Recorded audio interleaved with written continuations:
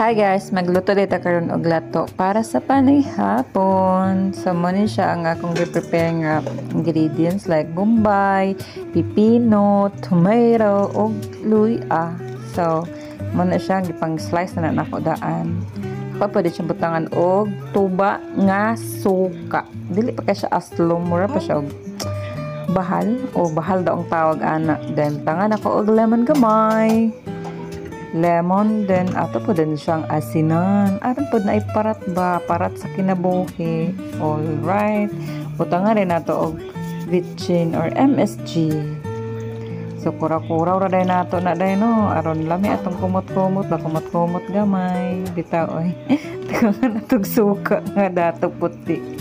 And then, muna na siya guys. Murag lami naman na yung kaaslom. Ragdagan-daghan naman na ah.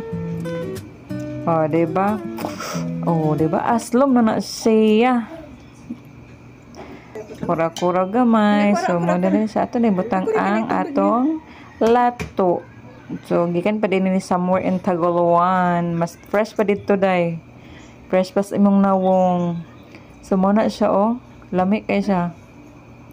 Karaw-karaw, rada na siya, day. Uy, ato rin ang karaw-karaw. Aron mamix na tanan ng mga suka, ang mga ingredients niya nga nasa ilalom para lami na atong hamal parisan dayon og isda di sulbad na yung panihapon labi ba gid na siya day murag ikaw